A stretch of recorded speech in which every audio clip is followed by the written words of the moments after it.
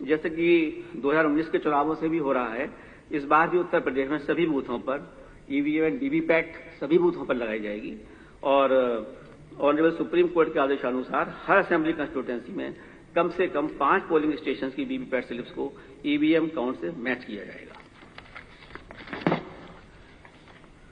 आयोग ने सीईओ को ईवीएम और वीवीपैट के बारे में व्यापक जागरूकता और उपयोग में आसानी के लिए फिजिकल तथा डिजिटल पहुंच बढ़ाने के लिए भी कहा है कि सभी लोगों को इसके बारे में बताया जाए। अगर किसी की भ्रांति है उसको दिखाया जाए कि ये ईवीएम है, ये वीवीपैट है, और इसको आप खुद देख सकते हैं कि जो आपने बटन दबाया हुआ है वो आपको दिख रहा है। और आई थिंक देखने से बड़ा प्रमाण कुछ नहीं होता। Seeing is believing. If you can see it, you can believe it. Even that if you do not believe it, you can not believe your eyes. तो इस तरह का जो प्रचार है उसको हम वीडियो के जरिए, फिजिकल पहुंच के जरिए और सभी जो वैन भी हैं उसके थ्रू हम लोगों तक पहुंचाने की कोशिश करेंगे कि सबको इसके बारे में पूर्ण जागरूकता हो। एक और इम्पोर्टेंट स्टेप है, पारदर्शिता के माध्यम में रखते हुए जितनी नेट कनेक्टिविटियां पूरे प्रदेश में पूरी तरह से नहीं है, उसके बावजूद 1,74,351 मतदान स्थलों में से एटलीस्ट 1 लाख मतदान स्थलों पर वेबकास्टिंग की जाएगी, लाइव वेबकास्टिंग पोलिंग बूथ के अंदर, कि सो दैट हम सबको दिखा सकें कि पारदर्शिता पूरी तरीके से है बूथ के अंदर। हम लोग खुद मॉनिटर करेंगे, डीओ मॉनिटर करेंगे, पूरा सिस्टम होगा मॉनिटर करने का, जिससे कि किसी बूथ की पारदर्शिता सभी के सामने उपलब्ध हो और किसी तरह की भी गड़बड़ी किसी भी बूथ में ना होने पाए। अब मैं आपको बताना चाहूंगा वोटर टर्नआउट के बारे में। देखिए, ये उत्तर प्रदेश एक बहुत बड़ा प्रदेश है। ये प्रदेश नहीं, अपने आप में एक बड़ा देश की बराबर एक वो है जहां पे 403 असेंबली कंस्टिट्यूएंसीज हैं। उसके बावजूद यहाँ की जनसंख्या भी बहुत जागरूक है, पॉलिटिकली भी जागरूक है।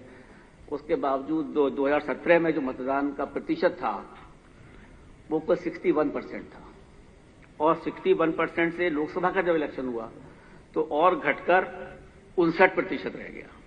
ये हमारे लिए एक थोड़ा चिंता का विषय है कि इस इतने बड़े प्रदेश में जहां पे पॉलिटिकल जागरूकता पूर्णतया है, वहां पर पोलिंग परसेंटेज इतना कम क्यों है। तो हमने इस चीज के लिए सभी जिला निर्वाचन अधिकारियों को भी आदेश दिए और उसकी समीक्षा भी की है हम विभिन्न टाइम पर कि ये क्यों कम है और इसके लिए हम लोगों को क्या करना चाहिए।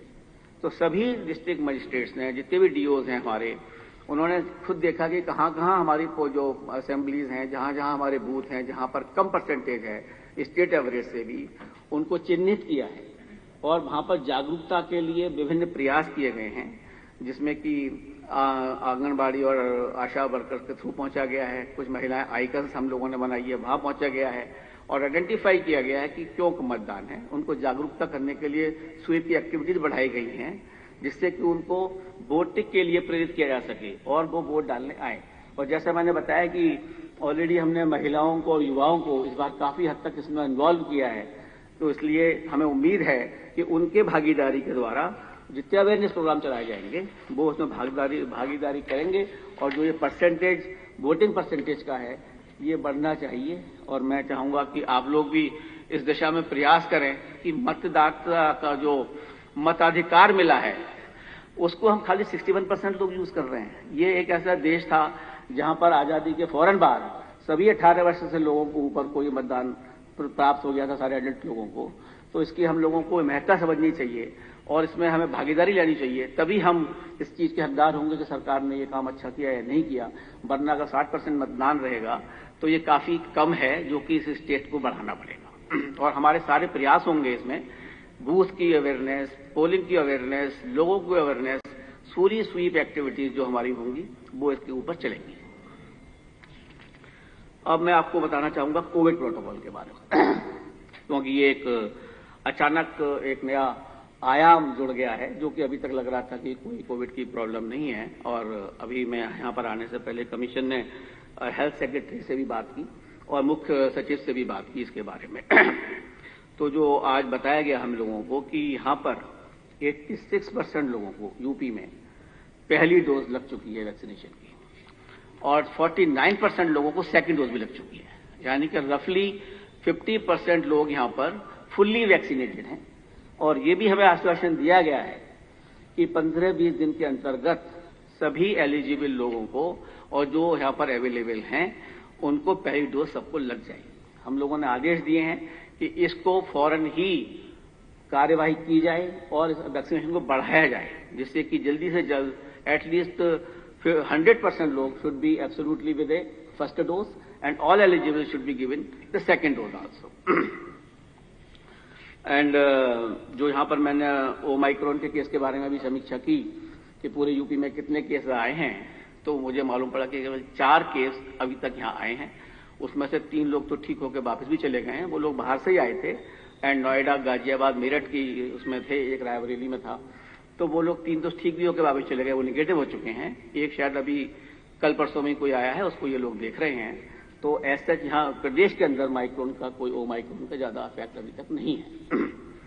उसके बावजूद भी इन लोगों को हम लोगों ने पूरी तरीके से ये बता दिया गया है कि कोविड को देखते हुए, और हमने इसके बारे में यूनियन हेल्थ सेक्रेटरी से भी चर्चा की थी यहाँ पर आने से पहले। We had already met the health secretary of union of India और उनसे भी इसके बारे में पूरी चर्चा करी थी कि कोविड वैक्सीनेशन इन 5 पोल बाउंड स्टेट में बढ़ाना ही पड़ेगा और it has to be एक्सपीडाइटेड।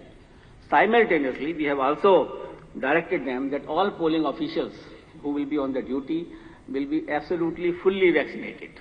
100% vaccination वही लोग होंगे जो ड्यूटी पर लगाए जाएंगे और जो हमारे पोलिंग ऑफिशियल्स हैं उनको फ्रंट लाइन वर्कर का दर्जा दिया जाएगा और उसके लिए आदेश जारी हो चुके हैं और जो भी एलिजिबल होंगे उनको बूस्टर डोज का भी प्रावधान किया गया है।